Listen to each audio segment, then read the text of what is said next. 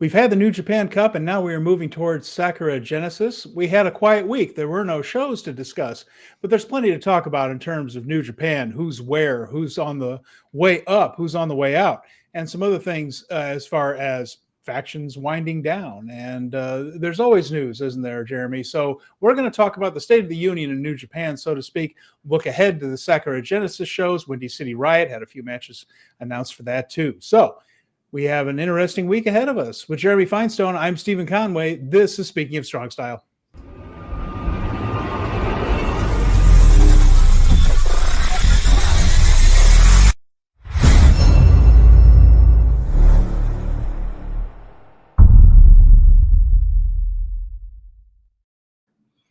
Welcome, everyone, to Speaking of Strong Style, where we discuss the news, events, and issues surrounding New Japan Pro Wrestling. And as we look to this week, Jeremy, it has been one that is a rarity with New Japan, and that it has been fairly quiet.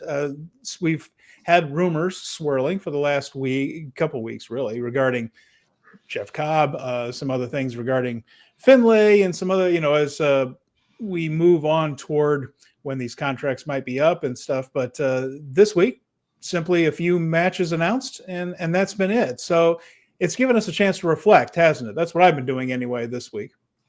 Reflecting? I just didn't think about New Japan at all. I just took the time off to recharge my battery from thinking about wrestling. I binged watched a bunch of shows, did all that, but I came in fresh today. I didn't know if I should make a little slide of the stuff that had been announced. We might get to it, we might not, but we will. We can talk about a landscape of things because there's no specificity to talking about. I like the idea of the format just being like talking about everything and anything we want to talk about today. The main thing for me has been the shift in factions. There's definitely a shift in the presentation of New Japan with its baby faces. Basically, almost all that, with the exception of Los Ingobernables, which is its own thing, and as we've talked about before, comes with a thunderous amount of merchandise to sell. They're not going to get rid of LIJ, but for the rest of it, GBH, Chaos, and just four guys looks like folded into Hantai. So now there is essentially a super group of baby faces in New Japan, which we haven't really seen before. Hantai was its own thing, and then over the years, all these groups that were heels at one point would end up slowly, without really an angle, migrating toward being baby faces. They were just kind of around long enough to become popular. Chaos not be as heelish as the guys currently being the biggest heels. And then each time a new faction would come through, that would be the new heel faction and push the older heel faction a little bit more toward the babyface side. It is like Togi Makabe and Honma and all that Great Bash heel with Yano and all that. They were heels. Like they were opposing Tanahashi and the classic Hantai baby faces. Then Chaos came around, and Chaos came from Yano and Nakamura turning on the guys in GBH and forming their own thing. And then they were the big jerks in town. And all of a sudden GBH didn't look so bad. And then it kept going like that. Bullet Club pushed Chaos a little more toward the middle. And then it just LIJ, who were definitely heels at the beginning. Everybody hated the Naito with the time wasting, all the stuff that's endearing now, hated it then. And that pushed these guys over. So there was never an angle to make Chaos or GBH baby faces. They just kind of became baby faces. And now they're merged in with Hantai into this super group. It's interesting that they decided to do that, make this wall of good guys. Steven, there are times where I feel like we're on the same page here. We didn't talk about any of this, but currently on my other screen, I have queued up the 2 minute and 15-second Sakura Genesis VTR video with everybody labeled to what faction they're in as updated as of 1 day ago. Okay. Japan Pro Wrestling. And I was going to ask you if you'd happen to watch this video because it lays out everybody and who's where, what, exactly what faction they're in. And right now I have the 2.5-page list on screen of the Hontai, and I can read it out for you right now. Well, I mean, it's the people from GBH. There were only Yes. 2 left now over the years. We got Tanahashi and Togi Makabe. We got Hanma. We got Goto. We got Yoshihashi. We got Tomohiro Ishii. We got Toru Yano. We got Hiroshi Tenzan, Satoshi Kojima, Yuji Nagata. We have So you got the dads. You got Chaos. You got absolutely. Then we graduated into Shota Umino, Bolton Oleg, ELP, and Jado. We got Desperado. We got Tiger Mask 4. We got Watto. We got Kushida and Kevin Knight. Kevin Knight I want to get to in a second for a different reason. We got Yo. We got Rocky. We got Taguchi. We have Leo Rush, interestingly enough, still listed as a Hontai member. We got DKC, and then rounding out that group is the Young Lions of Shomakato, Katsuya Murashima, Masatora Yasuda, and Daiki Nagai, and Loibe and Yuto Nakashima are listed as Hontai Young Lions as well. I think you default to Hontai as a Young Lion. Yes. You're Hontai until you say otherwise, which often they do. But the beginning there, you're definitely a Hontai Young Lion. So, yeah, it's one thing it does is it makes life a little bit easier. Yeah, War Hero 99, Sir Toru Yano is on that list. Yeah, he's definitely Hontai. And it makes things a little bit easier for the booker because when you are laying out all these matches, all these preview tags and such, LIJ is only with LIJ. Bullet Club's only with Bullet Club. The War Dogs, they're in Bullet Club have kind of melded in, and now then there's the House of Torture, and they're only with House of Torture. Having a large pool to draw from on one side of the match card is helpful. Yeah. And just 5 guys, just 4 guys, whatever iteration it is, was their own thing. Now they apparently still are. They are an offshoot of Hontai now, but they're still going to remain just 4 guys. But what it is they're allies, which means just like Chaos, just like GBH before they just totally went away, they were being melded in, meaning you could get a 6-man or an 8-man tag on the undercard with Hontai and Chaos members, and it wasn't considered weird, that it wasn't an interfaction thing. These guys were just on the same side. Now I think they can throw Taichi in with those guys or Uemura in with those guys, and it just makes it a little bit easier for the booker. You just have more choices on the babyface side of things. It's like, which 3 or 4 guys do you want to throw into this tag? Yeah, so the logic for that made complete sense, but it also kind of clears the drawing board for an entire side of the babyface spectrum. Like, you're starting all over. All of a sudden, you saw Taichi and Ishii in the ring together, and now the possibility of those 2 tagging with each other is now a reality. There are brand new possibilities that I don't want to say marking out for, but yeah, you do want to see some of these old guys, that this new generation of old dads. These 2 guys that are now going to be the old dads of Hontai coming in and setting these guys straight is a kind of a better position for them, because they're kind of languishing and serving an important purpose, putting the younger generation over. But you were kind of watching your guys who you wanted to win not win quite so much. And now when they do win, it'll be consequential in a different way. Do you see new factions potentially popping up out of this Hontai thing? Like somebody just taking the reins and saying, you, and you're with me, and now we're this. I could see something like that with Shota Umino if he does go heel. I mean, certainly somebody's going to go heel eventually out of that big old group. And then it's going to be and he'll probably take a few people with him, I'm saying. And, we'll have people turn and all that.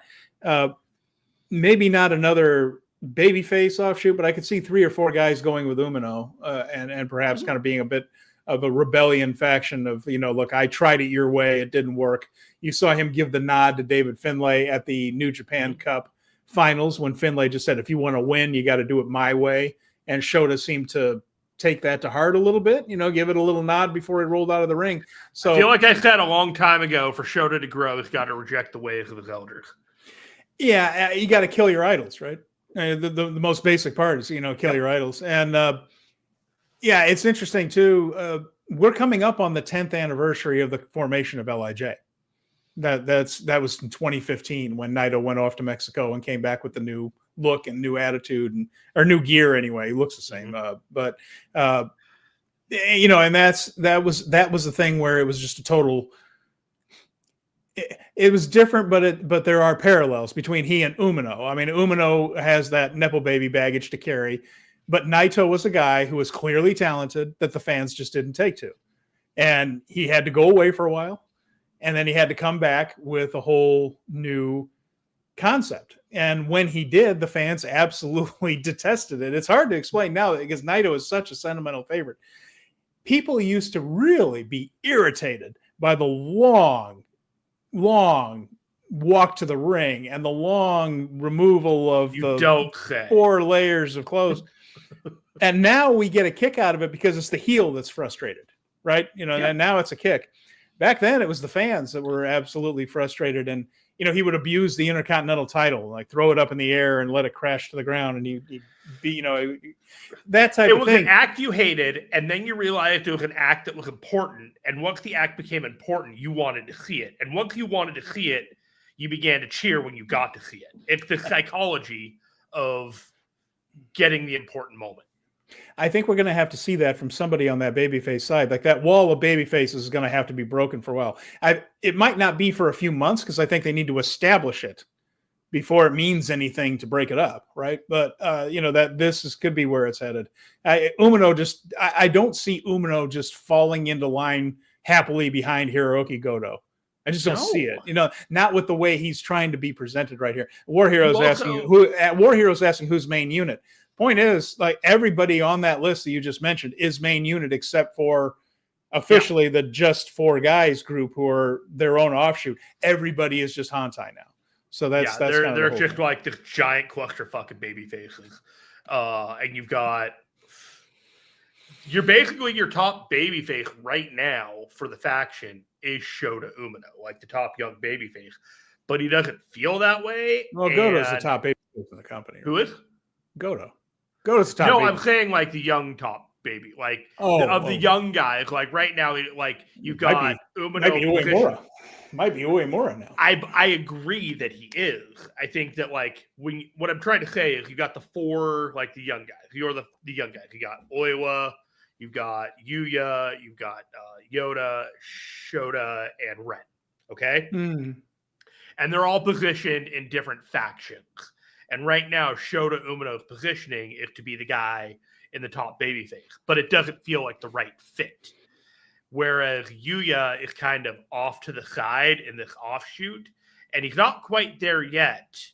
But I think what's going to happen is Yuya adopts that role as the top babyface in Hantai, and Shota ends up somewhere else, kind of in a tweener heelish role, because we're working with 4 babyfaces of the young guys and 1 heel.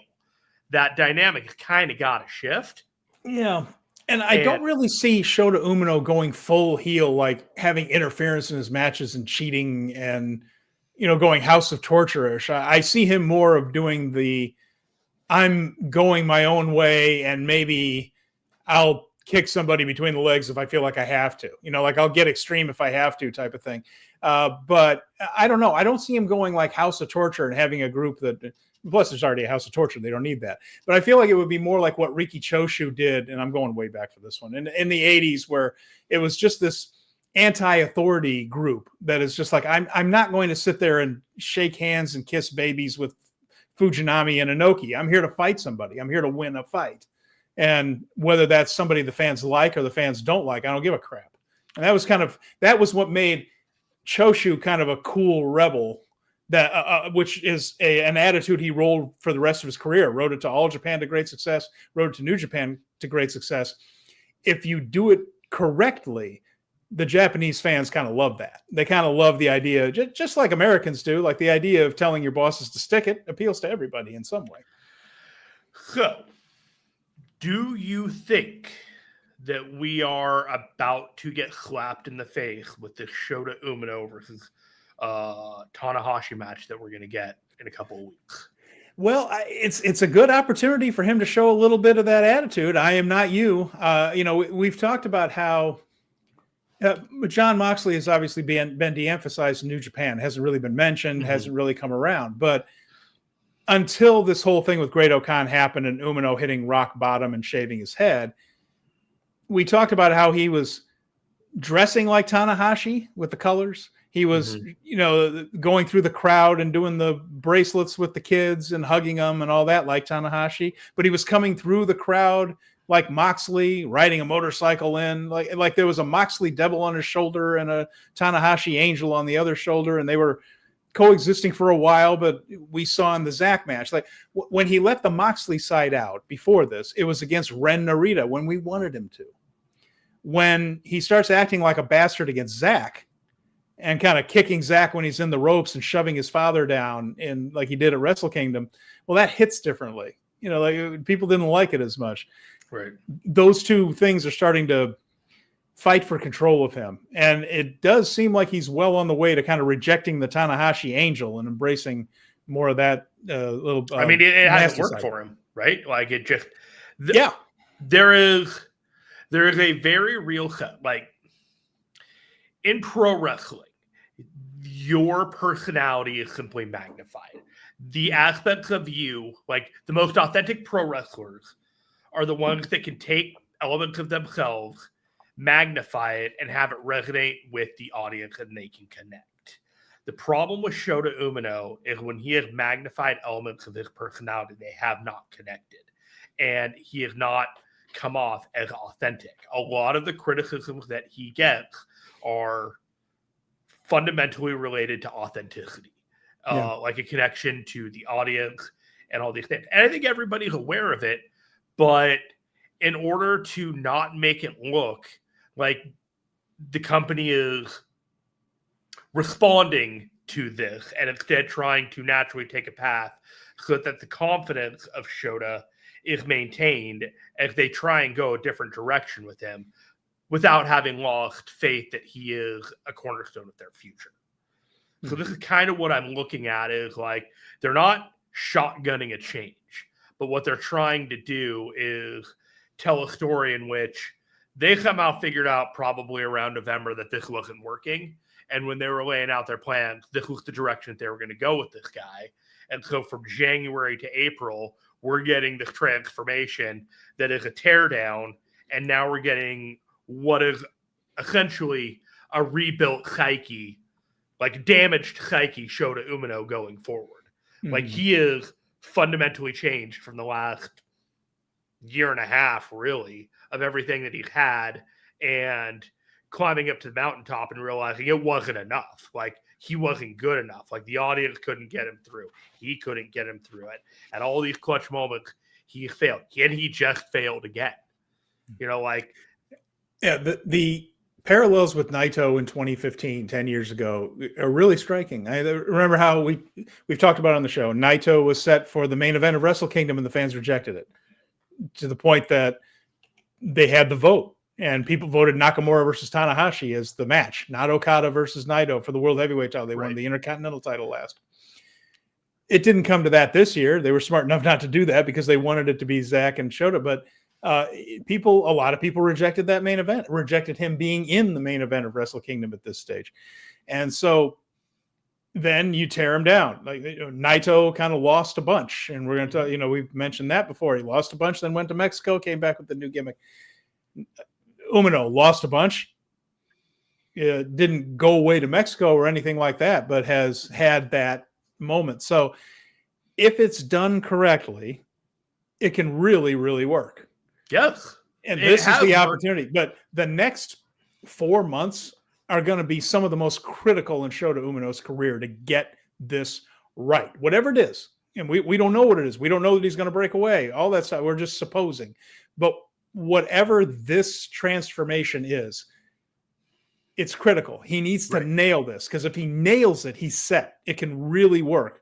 If he wants to be a rebel, if he wants to be a heel, if he wants to be kind of this anti-authority tweener, whatever goes down, it's going to define him for quite a while. If this flops again, then that's kind of 2 strikes and there's only 1 left after that. You know, it's pretty grim.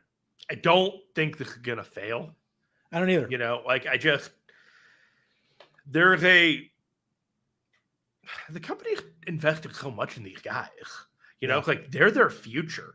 Like these are the guys that they picked that said no matter what fucking happens, like all these other guys can come and go. We can work with what we got, but you're it. We're building around you. The stories, the titles, the Tokyo Dome, Osaka Joe Hall, all of those shows, the G1. Like this is about you guys and making you guys make our promotion better. So no one benefits from Shota Umino failing. You know, like absolutely nobody. Everybody is invested in making sure that this guy is a fucking star. And I think that there's a little bit, I keep saying it, but it kind of reminds me of Randy Orton. You know what I mean? And I know that they're doing the Legend Killer thing with Randy Orton. And I feel like that's the blueprint that they're doing with this guy, is that like, you have to do something that makes him so like disconnected from what you appreciate about him, and then see him differently, and then reprogram yourself about what you're seeing from this guy. Like they have to I hate for the pun of this, of the Moxley, but you have to create a paradigm shift with Shota Umino and really just change what you see about him with something that is just like a what the fuck moment. I think he needs a what the fuck moment. It's pretty remarkable what's happened in the last year. You know, like a year ago, Jon Moxley it was the champion, and we were looking at, you know, him facing Naito at Windy City Riot, and would Naito get the title back and bring it back to New Japan? And you know, is Shota stepping up? Is this his moment? And it never was. And it's just remarkable how different things are in just 1 year. It's pretty amazing. And David Valentine is here. Did you hear about Gail Kim being fired from TNA? Yeah, they fired a lot of people. I did hear that. So they dropped a lot of quite a few people on that one. And you know what? Honestly, it sucks. WWE, I believe, has come in, and that relationship has made it where I imagine a lot of people that are favorable to WWE will be installed to the TNA positions. And that last group, the Zahadis and Gail Kim, they did a lot of great business. They really, really like turned that company around. And for them to just kind of get kicked off, for Gail Kim to get kind of put into a special project category before going off and doing the sunset. I mean, I can't say the writing wasn't on the wall, but I hope they got a really good separation package, because the position they left TNA in when they were let go was a hell of a lot better than a lot of positions TNA has been in up to this point. Yeah, and you know, TNA has done some work with New Japan in the past. Doesn't look like that'll be continuing so much, just because it looks like they're going more WWE's way, and that might be a smart move for TNA business-wise. TNA battle lines are being drawn, man. TNA, well, there's a few things going on here. But I mean, the primary one is WWE making moves to basically put AEW in a box so that they can't get anybody new. The WWE, not only that. Well, yeah, but the WWE ID thing is to cut them off from indie talent and try to get those guys to a deal where at least they have probably right of first refusal or the right to match any offers they get, that type of thing. So they're starting to put their name on guys on the indies without signing them, bringing them in so that there isn't 1,000 people rolling around the Performance Center in Orlando. The programming bloat too, though. And then the other part, the TNA is a valuable service to WWE, and that is a company that does not threaten WWE, but they can hold it up there as saying, "What? We're not antitrust. We're not a monopoly. Here's this other company that's operating right over here. The guys can go work over there. They're independent contractors. Look, guys work for us. They work for TNA. They're independent contractors." You know, all this stuff, like legally, this is a healthy thing for WWE in a lot of ways. Having TNA around that's not a threat. The reason AEW makes them nervous is because they could drive up the salary scales and things like that. That's what, because the AEW has the pockets to outbid them for people or to at least raise the prices of guys. TNA is no threat, but having them around, they can go into court and just say, we're not a monopoly. They're independent. It's a valuable service to WWE. And I've heard people saying, oh, this is like ECW, where they worked with them for a while and then they bought them. I kind of thought that too at first, but it kind of helps WWE more to not have them not own them, to have them be around. They're proxy soldiers in a wrestling war. Yeah. They are working under the side of WWE. They can make business decisions that are good for them, that are also we also got this WWE kind of angle, and they can come and go, and just sometimes you need an Uncle Paul to help you up, and sometimes it was Paul Heyman in the past, and now it's apparently Paul Levesque. Yeah. Well, and like we said, I hope Gail Kim finds something in wrestling. I like Gail a lot, but if you all have just random wrestling questions today, today's the day. And then War Hero mentions, I thought NJPW was forming something with other Japanese companies. It's that's a lobbyist thing. That's a lobbying group. So that whole thing, exactly right. It's not about working together necessarily, although they can always do stuff like that, and they do. I mean, they've had crossovers with Noah and other companies. We're about to see a DDT guy come in. We're going to see some people from other companies come in for the Super Juniors, for instance. There's the DDT guy and Mao, who's works for everybody in the world, coming in very shortly. So they work with other promotions. That group that we're talking about, though, the one that includes Stardom and All Japan, New Japan, Noah, that's more of a thing where they have one point of contact, allegedly, with the various municipalities and governments when they need something or something that can advance the interests of pro wrestling, more than it is a on-camera promotional thing. Go ahead. Going off on a complete tangent, I have to ask you, based off of Japanese government, did you hear that crazy ass news that came out of Japan earlier this week? What's that? No. Okay. So 3 years ago, there was the guy that went and assassinated Shinzo Abe over the Japanese Unification Church that was draining family funds and basically leaving families destitute because this church was getting old members of families to give up their entire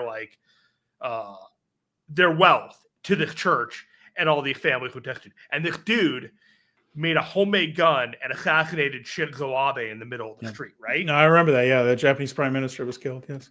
He won, in which his whole agenda was to put a light on this church and everything. The church has been banned from Japan. It is no longer allowed to do business. It has to give up all its properties, everything. Done doing business. He got the church destroyed. And I'm just that is unbelievable. Wow. Does it have anything to do with wrestling, or is that just no? It was just we're just random things, and we had talked about it when it happened 3 years ago on the show, and it was just kind of this wild news out of Japan where change, monumental change, just kind of blew my mind, and I was just, I don't know, man. It just feels like we talk about Japanese pro wrestling, and that was a big deal in Japan.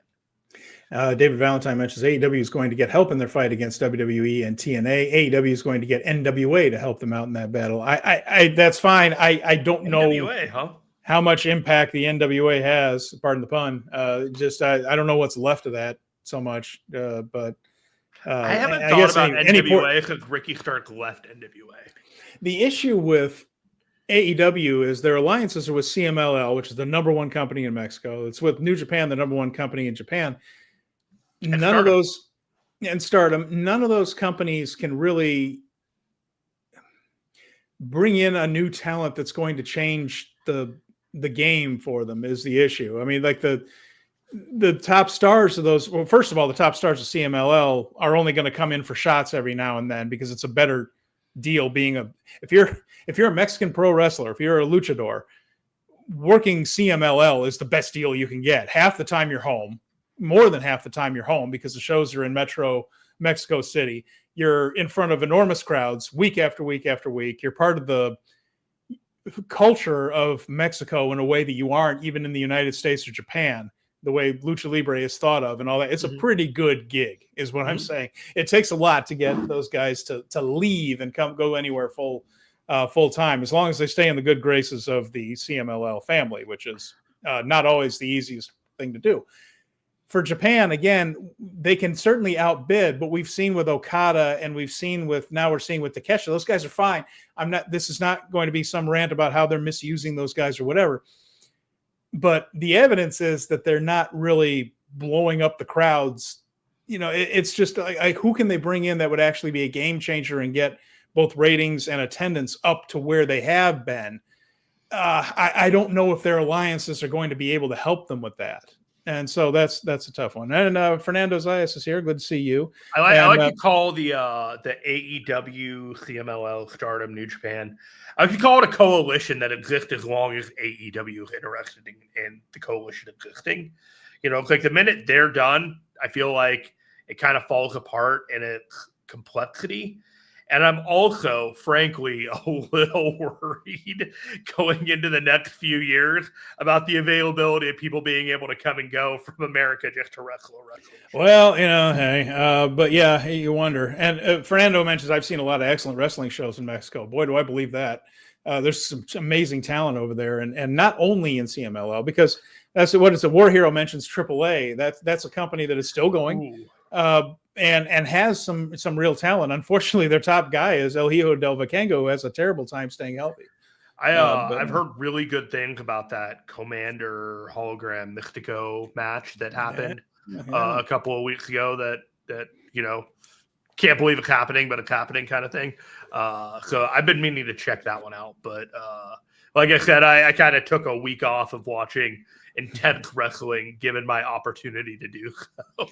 I went through the TJPW stuff I mentioned. I watched some Sendai Girls. I watched some Noah. So I've been catching up on other things. So Eddie Carver's here. Hello, Eddie. Glad you're with us. I watched that Stephanie's Place thing on ESPN Plus where she talked to CM Punk about her the whole deal for the last 10 years.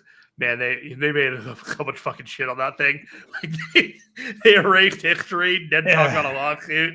I got to text Dave and just basically give him the play-by-play about the whole thing. And basically, he just took my text notes. The part where he called himself a schmuck came from me. It's silliness. Yeah, I mean, anything that WWE puts out is not going to be historically accurate. It's going to be what they want you to think about. Retcon. And if you want to know revisionist history, remember, they want you to think that Triple H and Undertaker were great wrestlers. So just remember that. That's the one thing that they've been pounding into your head, that these guys are all-time greats. And Undertaker's an all-time great talent, but all-time great character. But as a wrestler, stunk on ice. And I was there. I don't want to hear it. I was there. I saw that guy at so many freaking house shows in that era because I went to all of them, and every single one of his matches stunk on ice. But he was a hell of an entrance. And Triple H was the guy that worked with the guy. You'll be amused to know that Triple H touched on his insecurity over whether the fans were going to react when he returned at Madison Square Garden. He wasn't sure that they were going to pop for him. And they're selling us on the please cheer, and you're like, give me a break. I don't know how people stand to watch that stuff. Silliness. Yeah. Anyway, where do we go with that? Anyway, we're just taking the comment from the peanut gallery. Oh, Colin's telling us Sendai Girl show today was not that great. I'm going back to the supercard they had in Yoyogi not too long ago, but that's been good. I haven't finished it yet. I've got a couple more matches to go, but I watched some Noah, catching up on that. We're about to go into Champion Carnival for All Japan, and I'm actually going to get the All Japan service to watch that. That's the first time I've signed up for that one, but I'm going to watch Champion Carnival. And, also a little more news for my trip to Japan. I'm very happy about this. I got tickets to Stardom on the 11th, on May 11th at Korakuen Hall. And Scott Edwards from 5-Star Joshi Show here on the Fight Game Media Network let me know that is likely to be, could very well possibly be, the retirement ceremony for whoever loses at the Yokohama Budokan show Ooh. in late April. So I might be seeing Tam Nakano's full farewell, like with all the flowers and the tributes and stuff. I gotta tell you, going to a retirement ceremony is something else. That Sumi Sakai thing still has the thing. Did you watch Queen of the Ring? Yeah, I went to see it in the theater. I believe you did as well, didn't you? But I actually I watched it. I watched it at Melker's house. I had to set it up for him, so he got a okay. So I believe that. I'm friends with Dave Meltzer. Yes, this is a real thing, and so he wanted to watch the thing, but he got a screener of it. I was going to ask. They sent him an advanced copy, correct? They sent him a Vimeo link with a password, and I could see how many people had watched this thing and whatever, and it was really fascinating. And I brought my iPad over, and I had to stream it from my iPad or to his Apple TV because there's no native Vimeo app for Apple TV.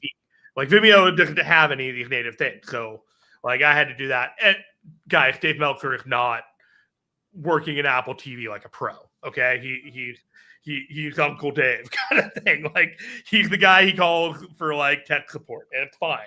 Whatever.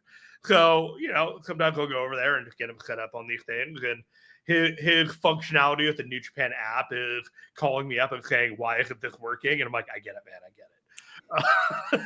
So no, I watched it with Dave, and so I had a fantastic experience getting real-time corrections on what actually happened during the movie as the movie's happening for 2 hours. So let's tackle that a little bit. Sure. Because I can tie it into Japan. I can tie this into Japan.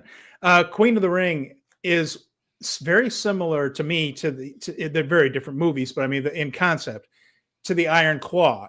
Fact for fact, it's not accurate. They're making a movie, not a documentary. Yeah. So there are things that are dramatized and changed around, and but they get the spirit of the thing right. I think that the performances in the movie were very strong. I thought the woman who played Mildred Burke did a terrific job. I thought Josh Lucas did a terrific job as Billy Wolf, who Billy Wolf got off pretty easy in this movie, by the way, as did his son.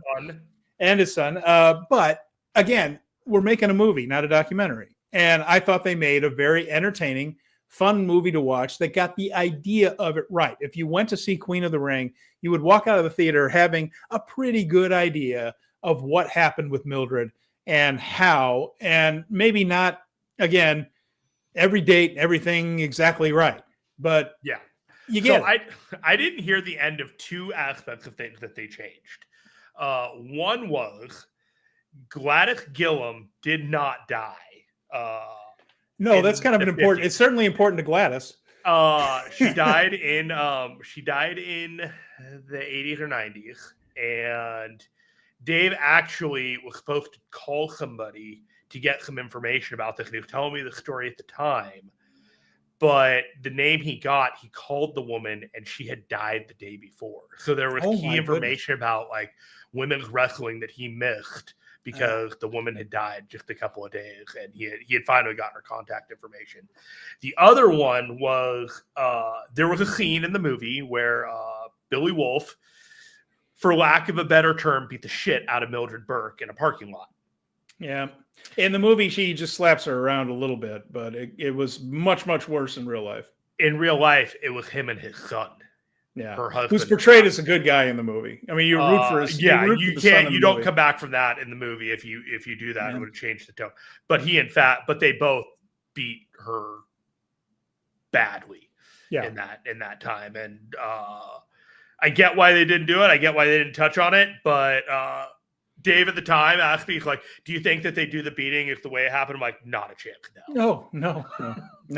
Yeah, and it's a little bit like Chris Von Erich being left out of the Iron Claw. It's just like, how many friggin' suicides can you take in one movie? It's just, it would have been too unpleasant, even though that would have been more real. They're trying to tell a story, and the story, it works. The final match, Dave had a more correct record of what actually happened in the match, which was Mildred Burke won the match in a shoot, but they just told everyone in the press that Jim Byrick won.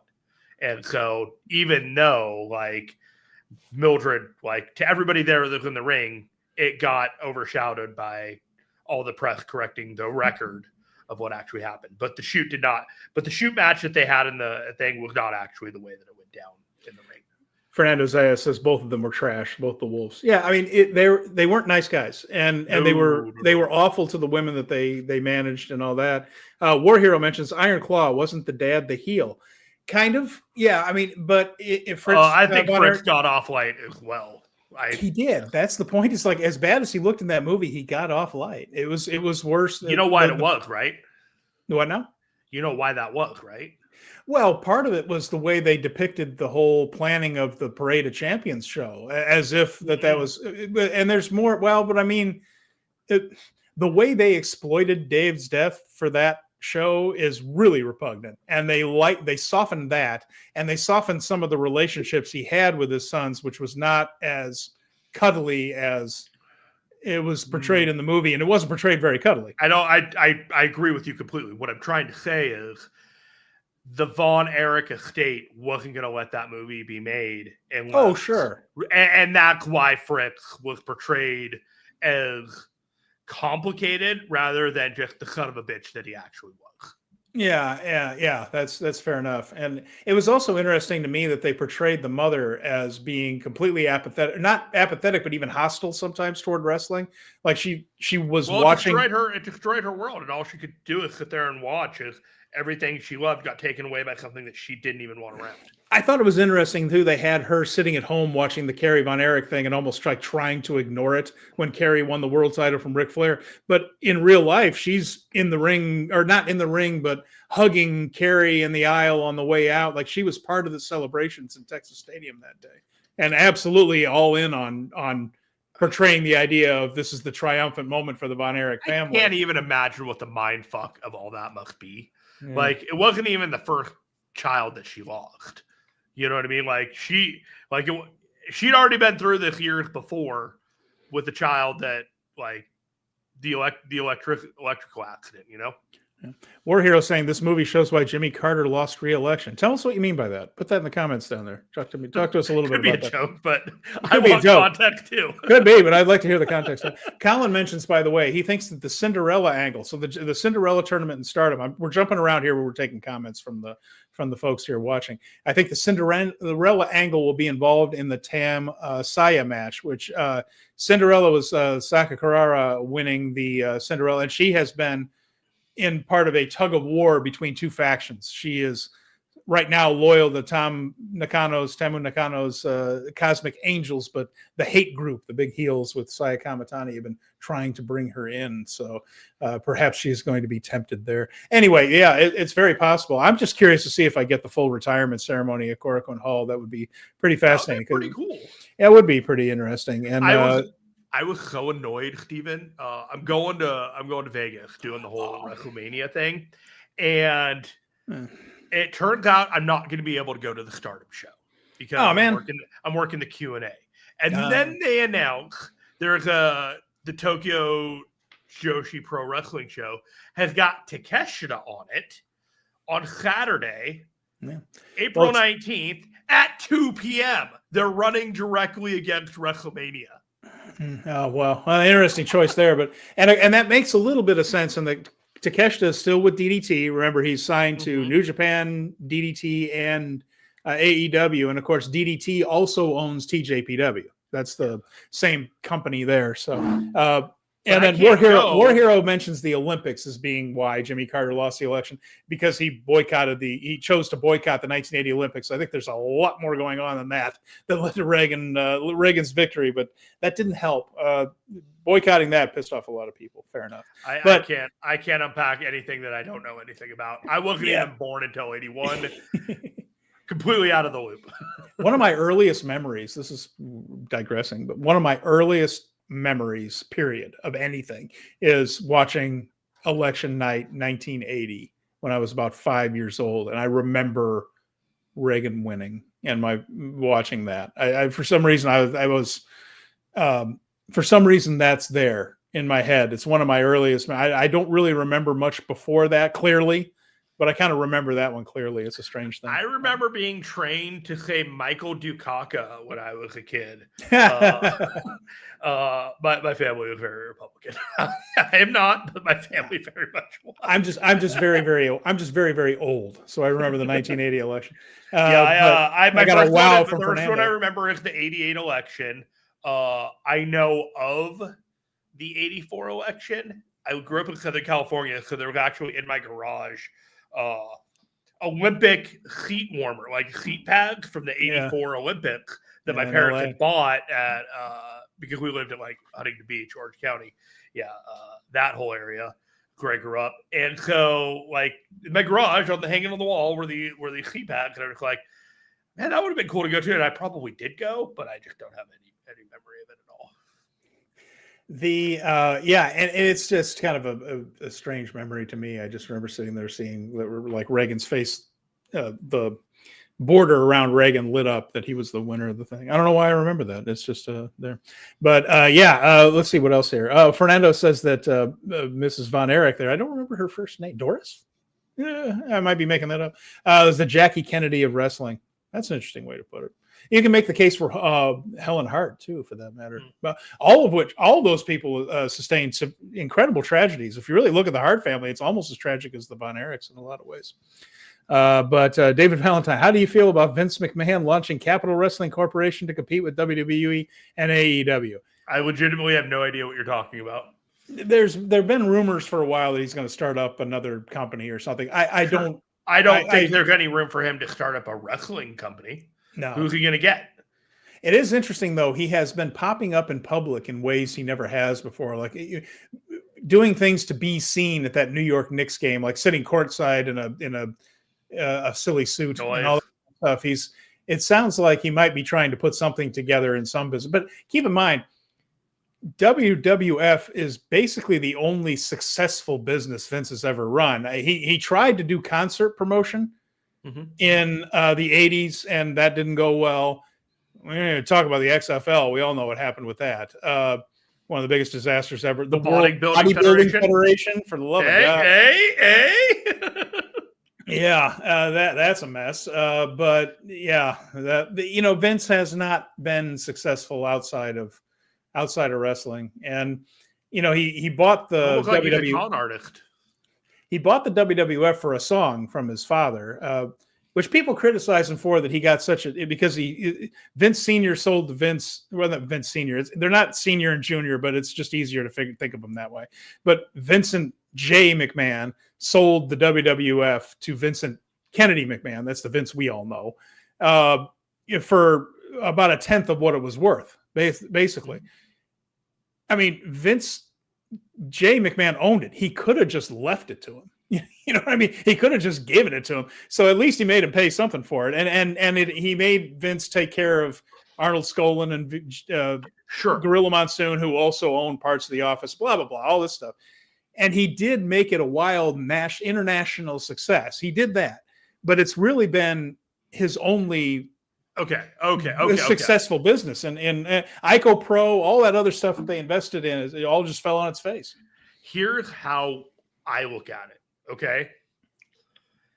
Vince McMahon has failed in many, many, many different ways and in many different forms, and he's fallen on his face.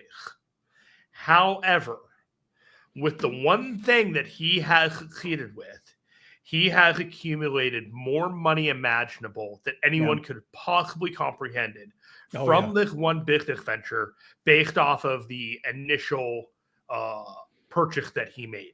Unimaginable amounts of money. And so you have to look at it from one end. Is he a failure in all these other things? Yes. Is he a failure in life? No, I'm sorry. He's not. He's a terrible human being, but that dude never has to worry about a thing in his life. He will just throw money at whatever comes his way until he dies. Yeah, he and Tony Khan have a couple of things in common.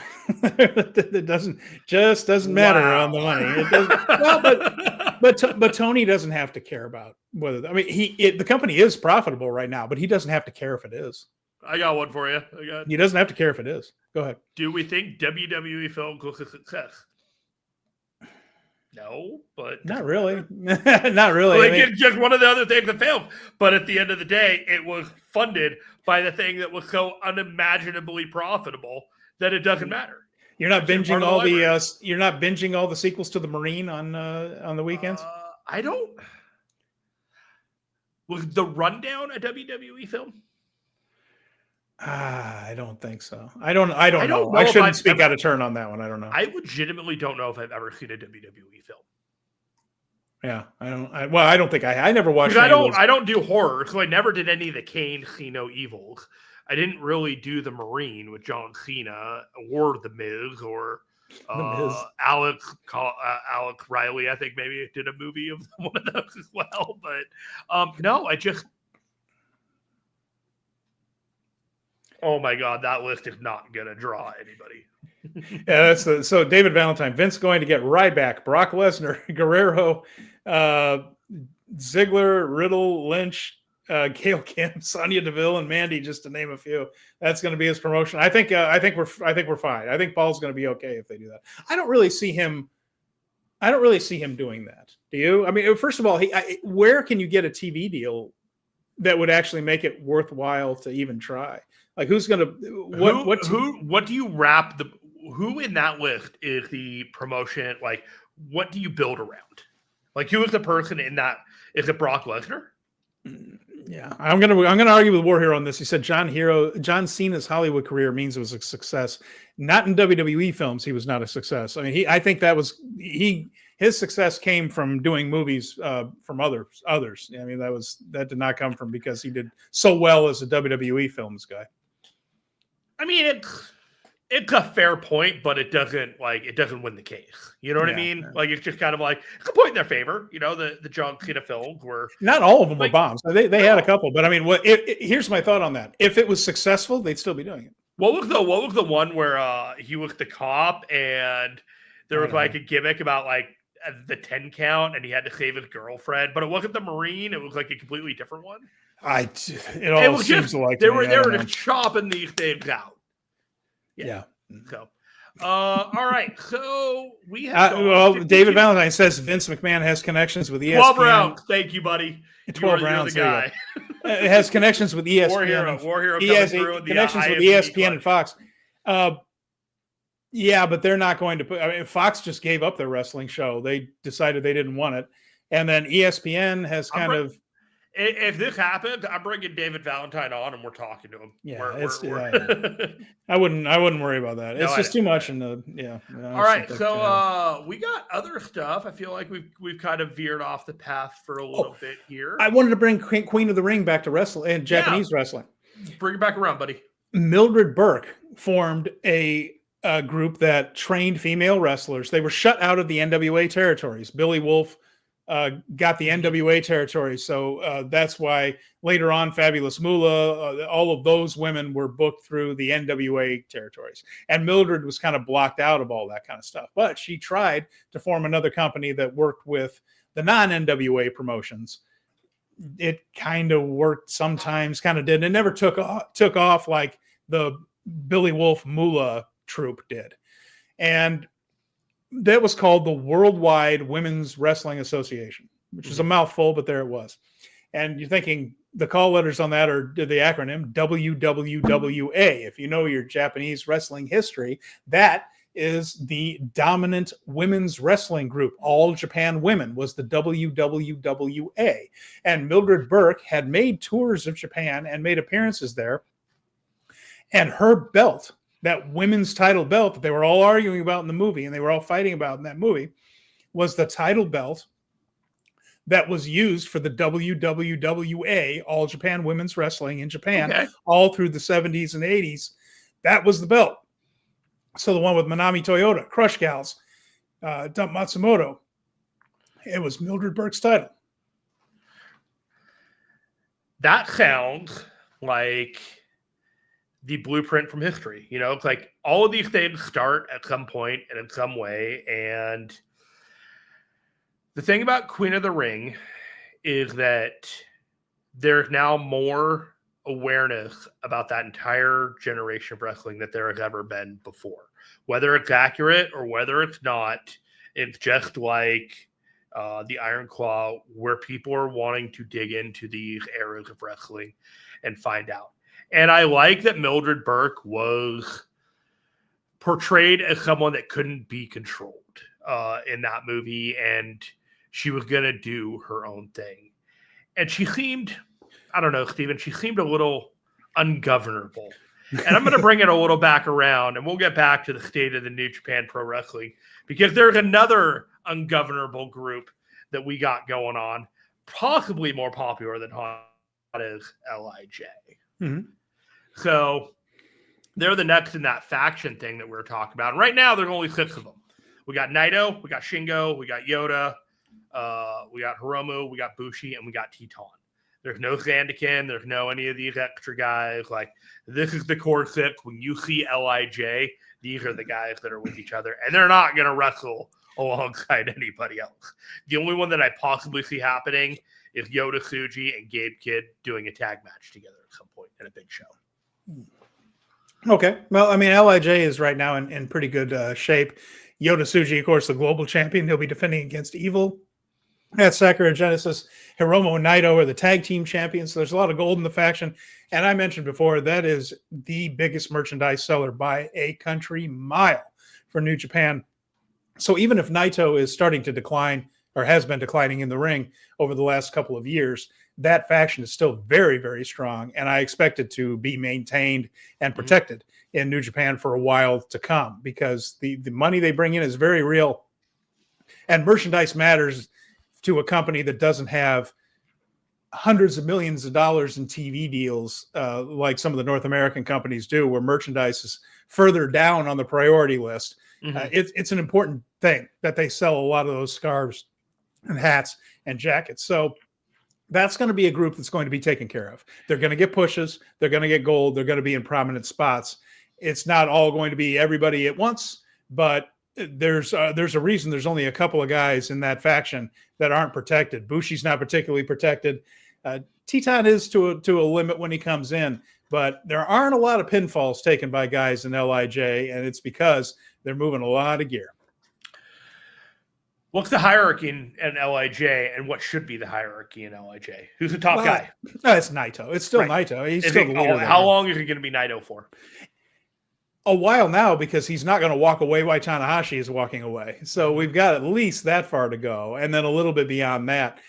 Afterwards, if Shingo stays around, Shingo makes the most sense, although I think long-term they're looking at Yoda Tsuji as being a number one guy in the company, a main event guy. Shingo's already there. You can put him into main events. We're seeing it. He goes into it all the time.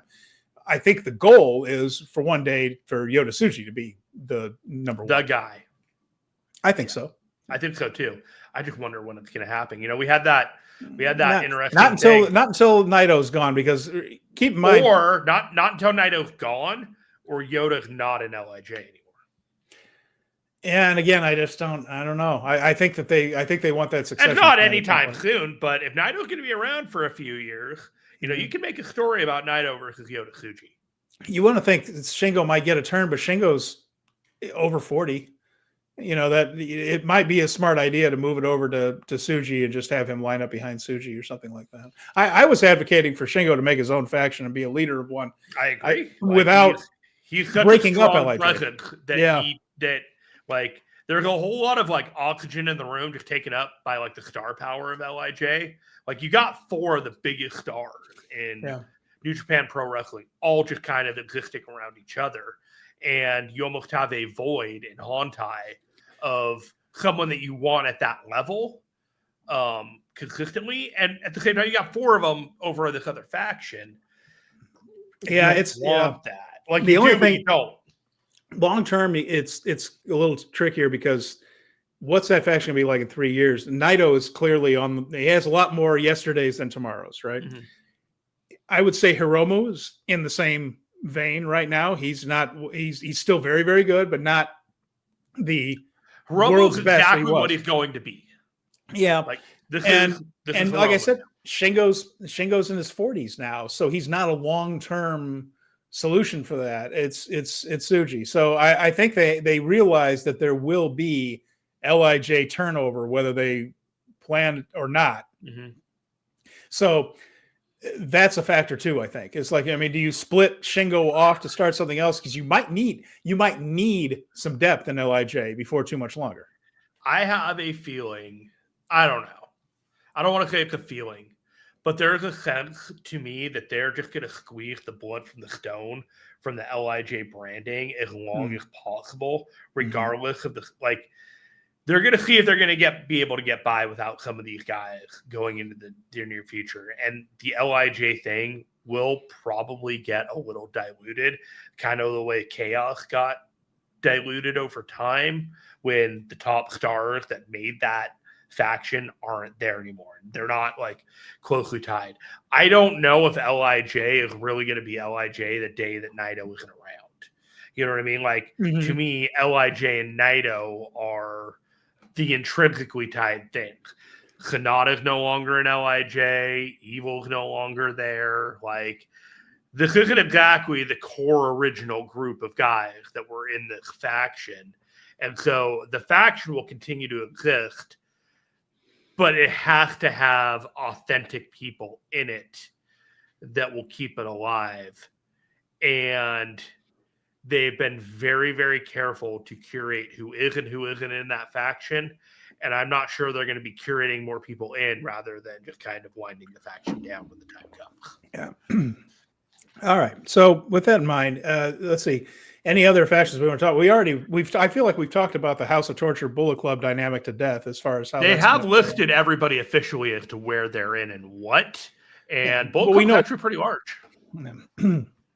And Colin's mentioning this. So let's go with some comments from the folks here. So the Stardom shows on the 17th and 18th are both on Triller pay-per-view, which is ridiculous.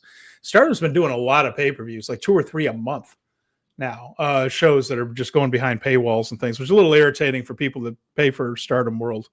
It's kind of irking me too. That gets a little bit frustrating. They just 2 nights of the Cinderella tournament were behind paywalls, and then I'll pay for the Yokohama Budokan show happily, but some of the stuff is just getting out of hand with that.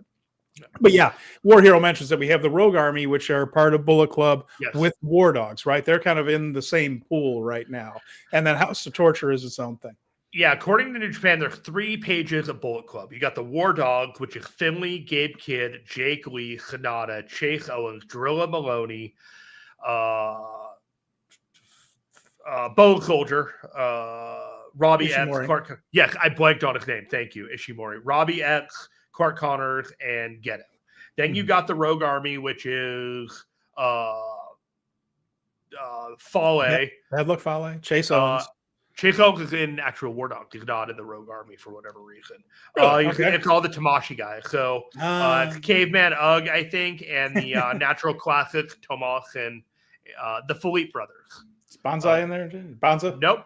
Those are the 4 in there, according to New Japan. And then you got the House of Torture, which is Evil, Ren, Sho, Kanemaru, the guys, Uncle Nobu. And the Pimp Daddy. Yujiro. Man. The United Empire, of course, is another faction that is in a bit of a flux right now. I mean, who is the leader of this group? We've been talking about it for more than a year, and TJP kind of declared himself the captain, but nobody really talks about that now. It's like that's kind of been dropped. And of course, we have a feeling that he's just going to be there unless plans change, and they might, but in the ultimate kind of disrespect on the video that New Japan provided, he is still listed as just a member of Catch 22.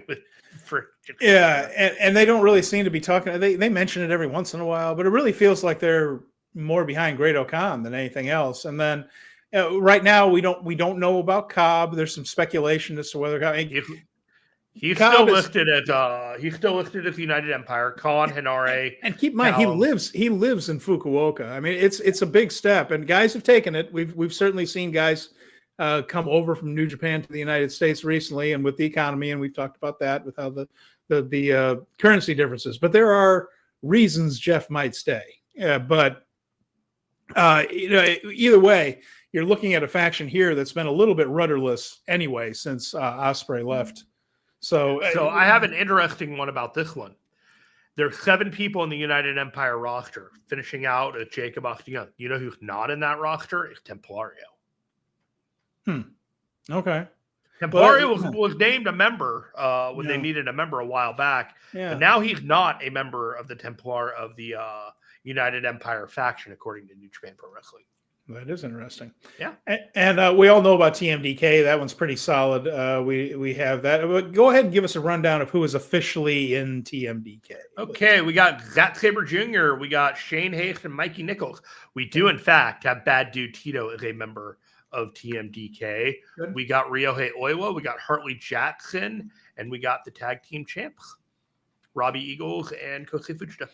Okay, so there you go. And that's a pretty solid group that's sticking right now. And you can see behind me there, I've got a TMDK towel up, and their merchandise, I would say, maybe second. Of course, I mean, their guy was in the main event of Wrestle Kingdom. So, of course, he was main event both nights, as a matter of fact. So, of course, they were getting a big spotlight there. But they were doing all right in sales as well, as far as merch goes. So, I would expect TMDK to still be a factor as long as Zach is around. And Zach doesn't seem to be going anywhere, thankfully. I'm very grateful. They did not have Takeshita on here at all. But Takeshita is going to have a big match. At Sakura Genesis, which means that AEW is giving him up for the Dynasty show that they have that same weekend, which I do kind of appreciate, the give and take being a little bit more equitable, because frankly speaking, I would much rather see Takeshita versus Ryohei Oiwa versus any one guy that he has not yet faced in AEW that he could face. Yeah, I think this is a much more interesting match for me. But that was an interesting note that I wanted to detail, is that Takeshita, the priority was made for New Japan in this case. Okay. So that's the factions. Anybody else that we missed there? I think we got them all, didn't we? No, but I did want to mention that it looks like Kevin Knight may not be around in New Japan quite as much as we'd like. There are some indications that he is AEW bound. Yeah, we talked about this too not too long ago, that it's not going to stay a secret for long, just that this guy does everything well. So he's a good wrestler. He's a good flyer. He's a good talker. He's charismatic. He may be a little bit more, but he is not a guy that they're going to be focusing and building on with an intensity if he's going to be sharing time between the two companies. He's a little bit like Carmelo Hayes and Trick Williams put together. In that, I've said that for years. Yeah, it's just he does everything. It's baseball season again here in the United States. I got my jersey on. He's a 5-tool guy. He does everything well. My hope, honestly, was give that guy another year of seasoning, doing what he's doing in like New Japan and MLW and whatever, with Kushida as the time splitter, as the jet setters. But if he's getting an offer that you can't refuse, and like you're young and you have an opportunity to do this, he may get lost in the shuffle in AEW. I think it's more than likely he will, but he may not. And if he doesn't, and if he's able to just become like an iconic star, good for you, man. Go after it. Run your dream. Yeah, it's yeah, we'll see. We'll see what happens. AEW. I don't think it's the greatest idea, but I'm just some asshole with the podcast that has no bearing on his life decisions. No, I understand. It's just, yeah. I mean, AEW. I have a feeling I see the path ahead for him, and it's the same as the path of a couple dozen other guys. There's a lot of mouths to feed who are very, very seasoned that are going to use him as a stepping stone to get to where they are. And he's going to shake their hands, and he is going to say thank you for the opportunity of working with you. Let's look a little bit ahead. Sorry. So what do we have coming up? Well, when we come back next week, we will indeed have had a show. So April 2nd in Yamanashi. That one will be live in Japanese on NJPW World, English on demand a little bit later. We'll get live English commentary back for the two Sakura Genesis shows. No worries there. But April 2nd in Yamanashi, that's Wednesday. So we'll have that one. I got the images for a couple of the singles matches on the 2nd, 3rd, and 4th. There are 2 of them. We will have mostly preview tags, but they are throwing in Yota Tsuji versus Yoshinobu Kanemaru. I thought this was interesting. Evil not booked on the Yamanashi show. So it's going to be just a singles match with Kanemaru. And then Tanahashi Final Road he will be facing Shingo Takagi as the main event there. So apparently this is Shingo Takagi hometown, and that's why they're doing it here. That's cool. It is cool. I was not expecting the slate of opponents that Tanahashi was going to be facing quite so early. It felt like they were kind of like escalating very slowly with some of the old dad matches and stuff. And then all of a sudden we're like, oh, we're doing Shingo. Okay, sure. Why not? And either the April 2nd, like I said, that'll be live on NJPW World in Japanese. And then Friday, April 4th, they'll be back at Korakuen Hall for a show that they're calling Junior Genesis, and that it's the 2 junior heavyweight titles on the line. I would suspect one of these shows will get the lineup for Super Juniors. It just seems like we're ready to hear about that. I think Sakura Genesis is totally the show that they're going to drop the Super Juniors. Sakura Genesis, by the way, I was looking this up. Frequently, they drop the schedule for G1 at Genesis. Nice. Not always, but sometimes. I mean, we're getting to that point where, it's not that far away. No, it's coming up. And then Friday, April 4th, back at Korakuen Hall. That one's going to have Walker and Chris on live commentary there in English or Japanese, whichever you want. They'll both be available live. English will come later for Yamanashi, which I think I mentioned already, so sorry about that. And like I said, perhaps an idea of who is in Best of Super Juniors will tell us. We get that in the very first match. Katsuya Murashima and Ninja Mac are in the opener against Yuya Kokoru, who's from DDT, and Mao, who is from everywhere on Earth. If you look at this guy works for every company in Japan, it seems. So I don't know why you would book those guys unless you have plans for them in May. Question for you. Mm-hmm. Do you think that Doki is going to be back in time for the Best of the Super Juniors, or do you think Doki is the guy at the end of the Best of the Super Juniors, or whoever challenges and does the thing at Dominion, that he comes back at Dominion? Because Doki, it's kind of like, I don't know how long that dude's going to be out for, but could he be back in 5 months, or do you wait like the 6.5? I keep hearing that injury was worse than that he's not going to be back for that. I don't think he's going to be. I think it's a lot like the Phoenix injury. Phoenix got that gnarly elbow injury in AEW, and it's like, it's going to be a while. It's going to be a while before you. I think it's going to be a while. Right. The only good our thing, expectations on Doki is what I'm saying. Yeah, I don't see it happening. The only good thing about the Doki thing, if he comes back in the fall, then you're all set for his triumphant return to Wrestle Kingdom, and you can do the Desperado match again. Just that now we're going to run it. We're running. They need to run that back. That was so sad. Yeah, I know. And then also I want to see that one live. I did too.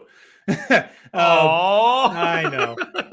We're also going to get Tanahashi versus Ryusuke Taguchi at Sakura Junior Genesis there on the 4th at that's Friday at Korakuen Hall. And preview of the coming title match. This time, Evil is indeed booked on the show. And then the 2 big matches on the show will be Robbie Eagles and Kosei Fujita defending the junior heavyweight tag team titles against Robbie X and Taiji Ishimori. And what will probably be a terrific match. And then we have something interesting here. The main event is going to be El Desperado defending the junior heavyweight title against Clark Connors in a hardcore match. Now, with the War Dogs going tweener, we'll call it tweener right now, not full heels anymore, because they've House of Torture have kind of turned, and Gabe isn't a heel in the fans' eyes at all. With that, this could be kind of a last full heel stand for Clark Connors. I see Desperado winning this thing, but I could also see, if not a handshake, Desperado and Connors don't seem like the type to do a handshake, but there could be sort of a nod of respect from Connors to Desperado after this to soften the heel. You are a worthy opponent. I respect you. The Bushido kind of thing. Yeah. Going more the Gabe Kidd way. It's like, if you give me a good fight, I may not like you. I'm not going to shake your hand, but I respect you. How about that? What do you think? Yeah, I think this match is just going to be fucking insane. Clark Connors knows that he's only getting as many opportunities as he gets, and he's got to hit it out of the park when he gets it. And so he's getting a main event junior heavyweight title match. He's getting more and more of these. He won the Defy title when Ricky Starks dropped it a couple weeks ago. So he's the new guy in Defy, meaning, he's going to have some responsibility here or there. I don't really see him winning this title here and now. I think a hardcore match lends itself to a possibility that the House of Torture fucks with him in this match. And they do some stuff as well. Because it won't matter. It's like people can come out and do whatever in a hardcore match and get involved as long as they're not like intrinsically involved in the finish. But the idea that there are no rules and there are outstanding conflicts to be had or to be settled just kind of makes me think that some of this is going to intersect in this match. But still, I think this is a great opportunity for Clark, and I love Desperado. And if we're going to get a bloodbath of some aspect, I do trust these guys to, give us a good match without going insane. Next week, we will have a full preview of Sakura Genesis here. That's going to be the show next week, the emphasis on the show next week. We also got some new matches, though, worth mentioning for Windy City Riot. That's Friday, April 11th. We already know the strong openweight tag team titles. That's Kevin Knight and Kushida challenging Jarrell Nelson, Royce Isaacs, West Coast Wrecking Crew. We also know we're going to get El Phantasmo and Rocky Romero against Titan and Tetsuya Naito. So that's more of a special attraction type of match. Have Naito T-shirt Naito, yeah, T-shirt Naito. I expect the chance. The fans in Chicago know it. They saw the world title change with him last year and Mox. Zack Sabre versus David Finlay, and that is intriguing, isn't it, Jeremy? Because they're trolling. David Finlay might be the world heavyweight champion when that match takes place. We don't know. And then Hiroshi Tanahashi and Konosuke Takeshita in another one of the Tanahashi Final Road Series matches. And, of course, the Iron Man match for the strong openweight championship, Gabe Kidd and Tomohiro Ishii in the crowd pleaser. I don't know why you run the Finlay and Zack Sabre Jr. match unless you're running it back and Zack gets his win back from the New Japan Cup. So do you think that Finlay goes on a losing streak here, loses to Goto, and then loses to Zack? I kind of do. Like, no, preview next week. We'll think about it for a week and get back to you on that one. That seems like it's an odd spot. Like this is one of those matches that this is devious from New Japan Pro Wrestling because you are existing on a presumption like if Finlay wins this match, you have the former IWGP champion challenging the current IWGP champion for this match. But if Finlay doesn't win the title, you simply have a rematch from a New Japan Cup semifinal.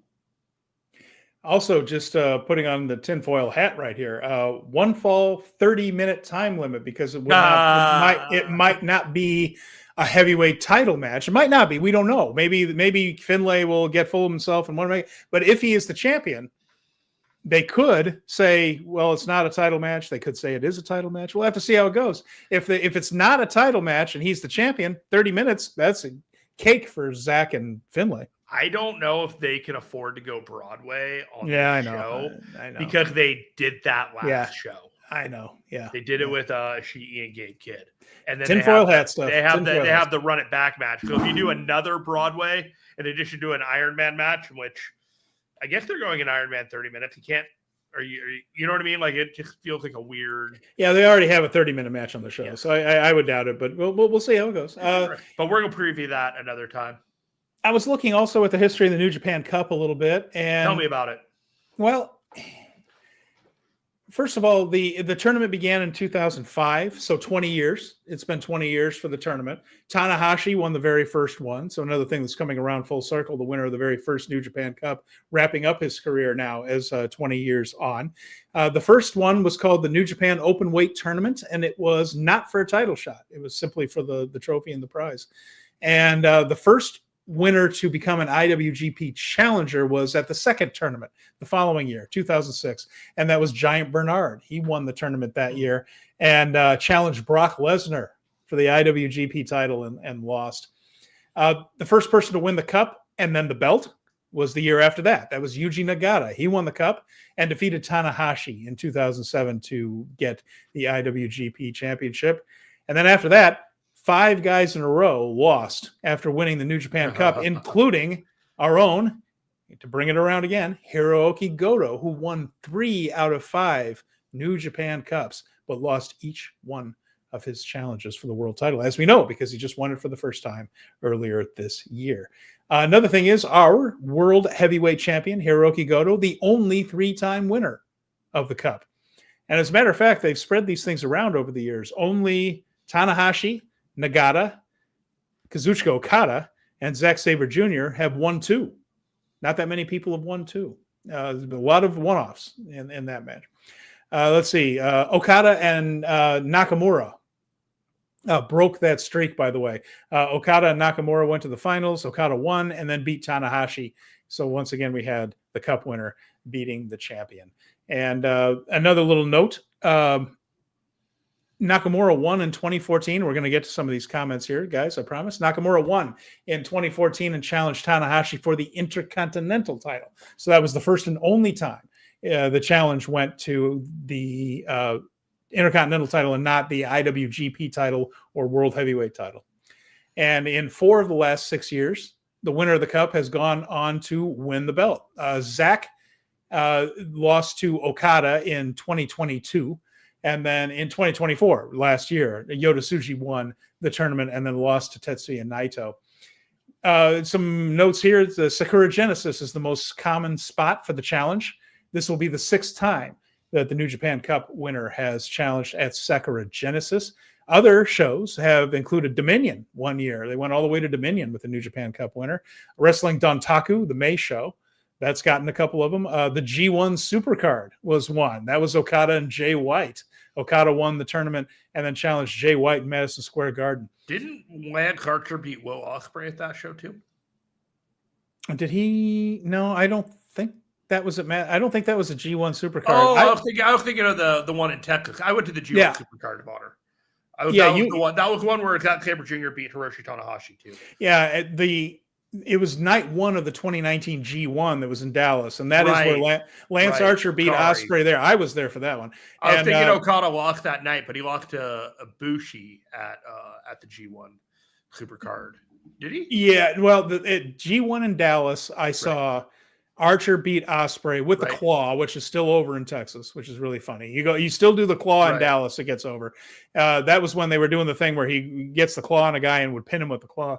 And then they did, I got to see Kenta's first match in with New Japan against Kota Ibushi, and he won that one. Okay, that was what that match was. And then I saw SANADA and Zack, and SANADA won the pin scramble in that one. That was a terrific match. I don't really recall the other G1 match, but the main event was Okada and Tanahashi. Okay. And Okada pinned Tanahashi in the main event there in Dallas, which was, I was wild. I was out of my mind because I hadn't even been to Japan yet. That came later in 2019.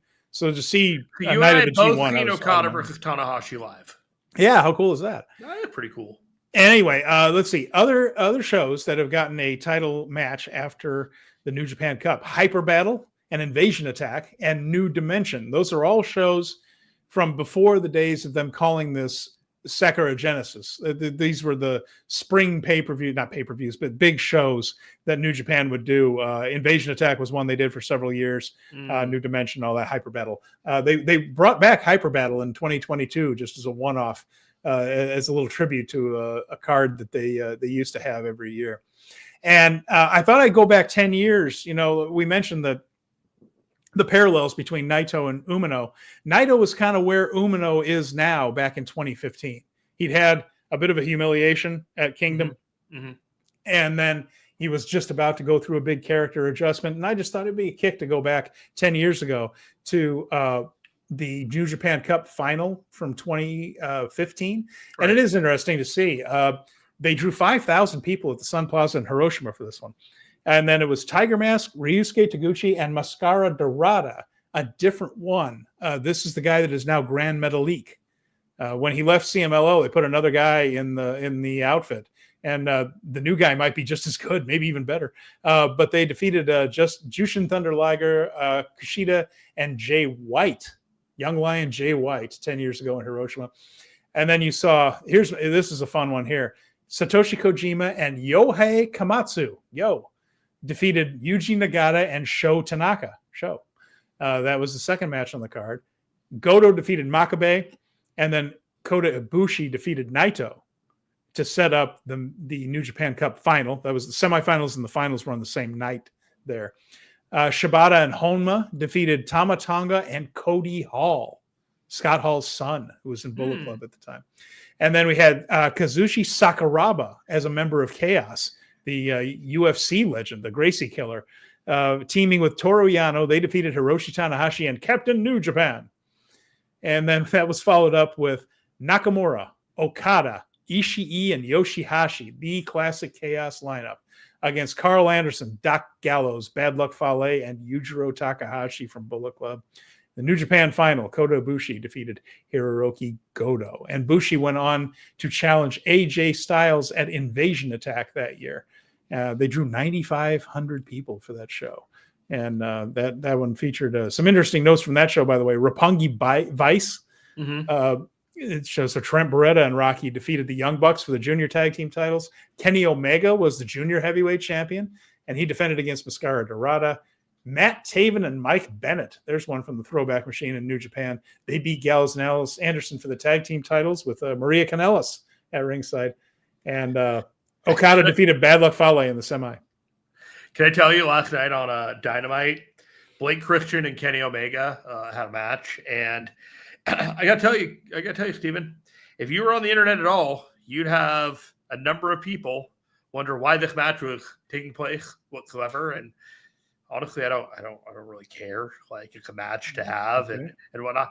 But at the same time, I was watching these two wrestle, and it was basically a guy in the G1 wrestling a guy in the best of the Super Juniors, and the outcome was exactly what you thought it would be if a guy in the G1 wrestled a guy in the best. All right, fair enough. Well, they're going to take care of Kenny for a little while here. Right. I don't think Kenny's going to be doing too much losing, but fair enough. It was less than a 5-minute match, and Kenny won. I'm going to get to your question here in just a moment. Colin, I'm coming your way. And then Tyler Mirren is here. He said, what up, guys? I sorry I got laid off due to U.S. politics and haven't been around. I'm sorry, Tyler. I'm sorry to hear that, man. I agree. Tyler, that's terrible. I hope all the best for you and your family. And if you already answered this, and I'll just catch you on the rewatch, what is going on with SANADA? Yeah. Okay. So SANADA has gone through a bit of an evolution through this tour. It's an interesting thing that everybody is kind of questioning where his loyalties lie. He had a couple of matches where he went to hit a member of House of Torture. That person ducked, and he ended up clobbering a teammate. Then he seemed supremely uninterested in the brawls in the crowd. And this is all part of the storyline where they're looking sideways at SANADA trying to figure it out. Keep in mind, SANADA, part of his character is now that he betrays every faction he joins. He's a shit goblin. And, that is the question, isn't it? So we expect at some point, it could be at Genesis, could be at Dontaku. We have a few opportunities for there to be a fork in the road for SANADA.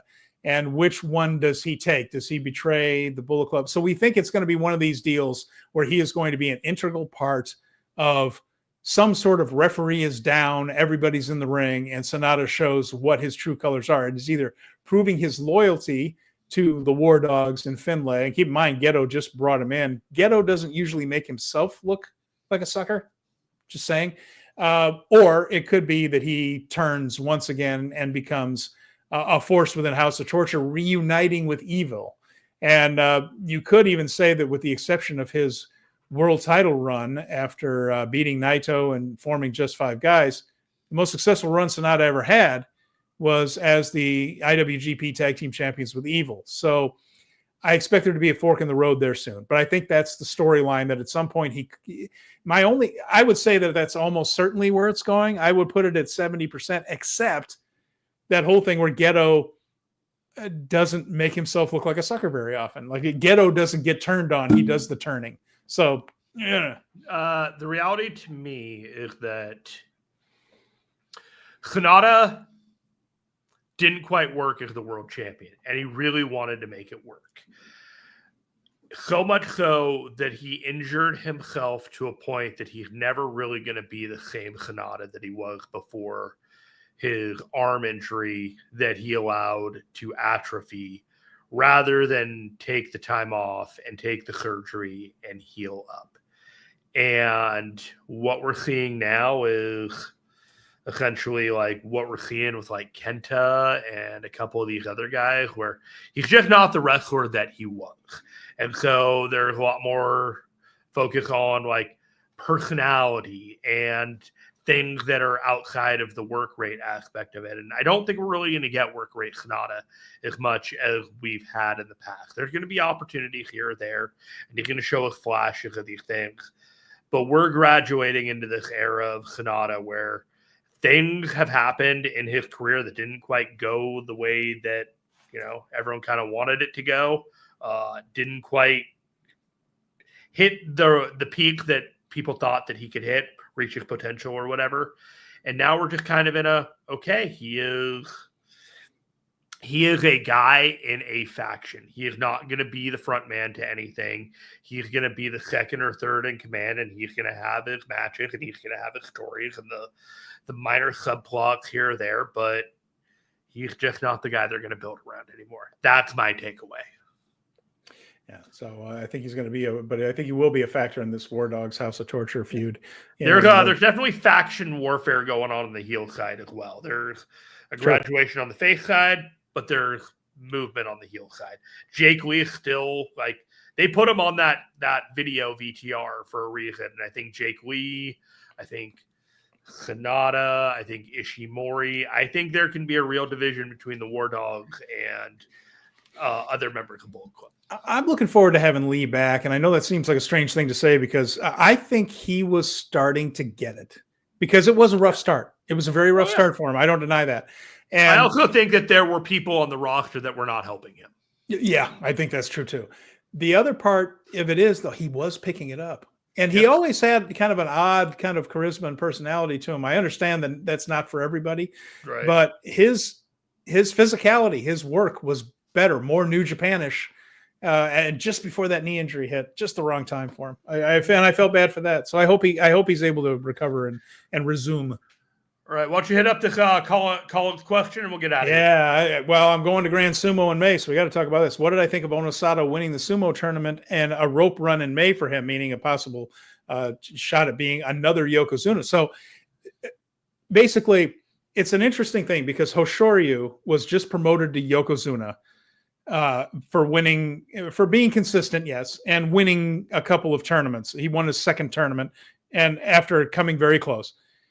My point is, he won with 2 Emperor's Cup trophies, meaning he won 2 sumo tournaments and was a high scorer in a lot more. It's also about consistency. I get it. Onosato already had 2. Like, he had won as many as Hoshoryu had won. Now, Hoshoryu is considered a more well-rounded technician in sumo wrestling than Onosato, who's basically a bulldozer.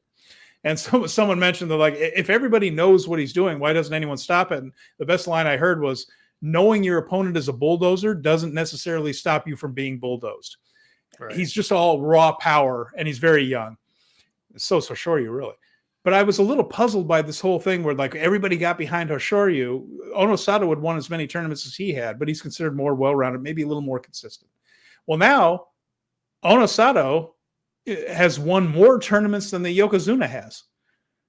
A little bit awkward now. And so, and if something happens in May where he beats Hoshoryu and wins the tournament, and that's a lot to deal. It's a 15-day tournament. These are grueling tournaments. They are hard to win.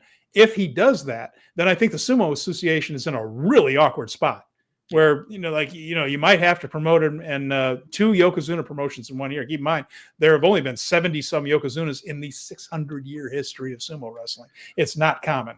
But they have found themselves in a bit of a pickle. How about that? And Hoshoryu kind of came out a little bit injured in that tournament and flopped and had to withdraw because Yokozunas are not supposed to be seen with a losing record. So if they aren't able to compete for the championship, they are expected to withdraw from the tournament altogether because he can't be demoted. That's the only position in sumo from which you cannot be demoted. So they're in a spot. But I'm a big Onosato fan, and I hope I get a chance to see both those guys. That's one of the reasons we bought tickets to the earliest part of the tournament we could get, is you have the fewest withdrawals because as the tournament goes on, attrition begins to pile up. And I worry that if we can't go another match, huh? I would love to see the final day to see somebody actually get presented the Emperor's Cup, but that wasn't going to be when we were in Japan. So then my goal became to see as many of these guys I'm a fan of as humanly possible. So there you go. Those are my thoughts there, Colin. I appreciate you asking because I don't get to talk about sumo very often. So yeah, I don't know. We'll see. Steven, you got your kettle chips today? I do. Yeah, I saved some kettle chips for today for the domestic opening day of Cubs season. We're playing the Diamondbacks at 9:10 Texas time, so I'll be ready. Hey. I got two guys. I did my fantasy draft for fantasy baseball. I have two Chicago Cubs players on my team currently. Who do you have? Seiya Suzuki. Yeah. And Pete Crow Armstrong. PCA. I think PCA is going to be a star, I think he might be. I think he might be a cornerstone of my team. However, Steven, I had the first overall draft pick, and I did in fact pick Shohei Ohtani. Well, yeah, so you would. He may not be the best player on my team this year. I do have the best player in all of baseball currently sitting in my utility spot. Perhaps the best player in the history of this game, since Babe Ruth. I looked over. I saw it like 5 minutes before my draft. I'm like, whatever. I'm like, oh, I'm number one. Nice. And I suddenly became very interested. That becomes a very easy first choice. Very easy. I was just like, number 2 was Bobby Witt, apparently, and then number 3 was I don't remember. Yeah. It was either going to be Shohei or Bobby Witt, and I was just like, it's not a bad product. It was going to be Shohei. All right. Well, I hope for all the baseball fans out there, I hope you enjoy the season. Play ball. Yeah, exactly. I'm looking forward to it. I want to say thank you to everybody that joined us today. Without shows to talk about, I think we really had a fun discussion. I'm glad everybody pitched in. I just love talking about wrestling. So let's talk about wrestling for 90 Me too. And one of my favorite things is the interaction with you guys. So thank you. I really enjoy it. War Hero, Colin. We have Fernando. We had Maria Graciela. David Valentine. Of course, Colin, who's been here for, I feel like, since the beginning. All of you guys have just been so great to us. Addie Carver was here. I don't know who Addie Carver is, but thank you, Addie. Oh, she said hello. And it's just been so much fun. And for all of you that listen later, we're really grateful that you spend time with us. And next week, we'll be back on schedule. We have 2 big shows and a lot of title matches to preview. We'll know more about Windy City Riot. There's plenty going on next week as things pick back up in the New Japan schedule. So with that in mind, are we ready to head out of here, Jeremy? I think so. I think we have a genesis of an idea for next week. So that sounds good to me.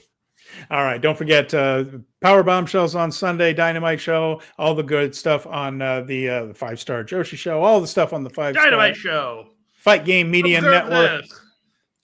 All right. For Jeremy Finestone, I'm Steven Conway. We will talk to you again real soon.